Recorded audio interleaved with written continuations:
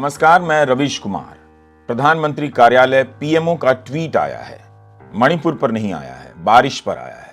बताया गया है कि प्रधानमंत्री ने भारत के अनेक हिस्सों में अत्यधिक वर्षा से उत्पन्न स्थिति का जायजा लेने के लिए वरिष्ठ मंत्रियों और अधिकारियों से बातचीत की। स्थानीय प्रशासन, एनडीआरएफ, एसडीआरएफ की टीमें प्रभावित लोगों का कल्याण सुनिश्चित करने के लिए काम कर रही हैं। उम्मीद है इस ट्वीट से आपको गहरा आश्वासन मिल गया होगा।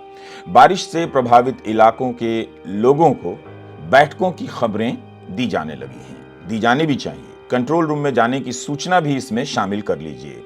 मीडिया कवरेज में आप मुख्यमंत्री को कंट्रोल रूम में जाते हुए देखेंगे। ट्विटर पर लोगों को चिल्लाते सुनेंगे कि उनके इलाके की सड़क का ये हाल है और वो हाल है। कभी ये सवाल कीजिएगा जरूर कि क्या सोशल मीडिया पर आने वाली आवाजें उस कंट्रोल रूम में भी आ रही होती हैं जिस वक्त मुख्यमंत्री होते हैं। वो भी ठीक से आपको नहीं बताया जाता है। 4 कंप्यूटर, 50 फोन की तस्वीर आपको दिखा दी जाती है कि मुख्यमंत्री कंट्रोल रूम का दौरा करने गए हैं, यानी बहुत गंभीर हैं। तो इस तरह से बारिश में सूचनाएं धुलकर या धोकर आप तक पहुंचाई जा रही हैं या आ रही हैं।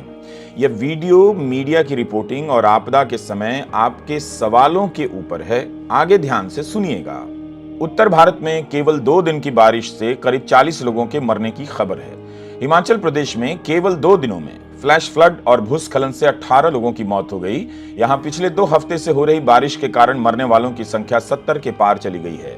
8 लोग लापता हैं। पिछले 24 घंटे में उत्तर प्रदेश में बारिश से जुड़ी दुर्घटनाओं में 34 लोगों की मौत हो गई है। राजस्थान में 2 दिनों में 7 लोगों की मौत हो गई। पंजाब, हरियाणा में 9 लोग मर गए। हिमाचल प्रदेश में 2 हफ्तों के भीतर 72 लोगों की मौत हो गई और 8 लापता हैं। यह केवल संख्या है। मीडिया रिपोर्ट को स्कैन करते समय मारे गए लोगों की कहानी का पता नहीं चला। मीडिया हमें नहीं बताता कि बारिश के कारण मारे गए ये लोग कौन थे, इनके घर कैसे थे, अब इनके परिवारों का क्या होगा। मीडिया का मतलब मेन स्ट्रीम मीडिया के अधिकांश हिस्से से है। आपको एक संख्या बता दी जाती है, जैसे मौत आदमी की नहीं, संख्या की हुई है। संख्या के भीतर की कोई कहानी नहीं होती, कोई चेहरा नहीं होता। जिस तरह हर तबाही के बाद प्रशासन का काम फिर से वैसा ही हो जाता है, उसी तरह हर तबाही के बाद हम नागरिकों की समझ भी वही रह जाती है। 10 लोग मरे हैं, 70 लोग मरे हैं, या बालेश्वर रेल दुर्घटना में 280 से अधिक लोग मरे हैं। इन नंबरों की मदद से मीडिया आपके भीतर इन मौतों से होने वाली शोक की संभावनाओं को खत्म कर देता है, क्योंकि अगली लाइन में फिर से नंबर आने लग जाता है। रविवार को दिल्ली एयरपोर्ट पर 20 फ्लाइट रद्द कर दी गई। 120 फ्लाइट देरी से उड़ी। चंडीगढ़ में 10 फ्लाइट रद्द हो गई। इस तरह के नंबर आते हैं। दिल्ली अंबाला मार्ग पर चलने वाली लगभग 24 ट्रेनें रद्द कर दी गई। अब आप इन नंबरों को दोबारा सुनिएगा। ट्रेन और जहाज के रद्द होने की संख्या और मरने वालों की संख्या की ध्वनि में कोई अंतर नजर नहीं आएगा। मरने वाला जब गरीब होगा, वह केवल एक नंबर ही होगा।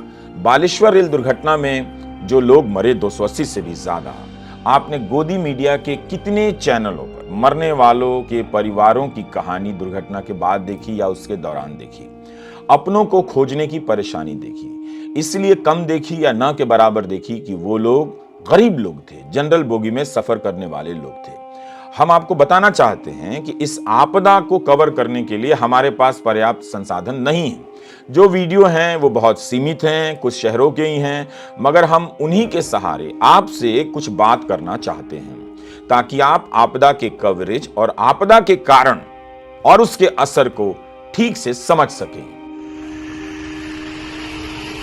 शहरों के बारे में हमारी समझ कितनी अधूरी है, इसी से पता चलता है जब बारिश में शहर डूब जाते हैं, सड़कें टूट जाती हैं, धंस जाती हैं, और हमारा मीडिया कहने लग जाता है कि गुरुग्राम या ये वो शहर वेनिस बन गया है, फलाना शहर वेनिस बन गया है। आपको पता होना चाहिए कि वेनिस शहर जुलाई में किसी एक दिन की बारिश से नहीं बना है। नालों के जाम होने और सड़कों पर गड्ढे होने, पानी भरने से वेनिस नहीं बनता है। आप देख ही रहे होंगे कि मीडिया के कवरेज में पहाड़ों का कवरेज कितना कम है, दिल्ली और गुरुग्राम का कितना ज्यादा है। जहां ज्यादा है उसका कवरेज भी कितना आधा अधूरा है। वैसे बाढ़ असम में भी आई है, हर साल आती है, मगर उसका कवरेज नहीं होता है। तो कुल मिलाकर हाल यह है कि बारिश तो कई जगहों पर है, मगर कवरेज 1-2 जगहों का ही है।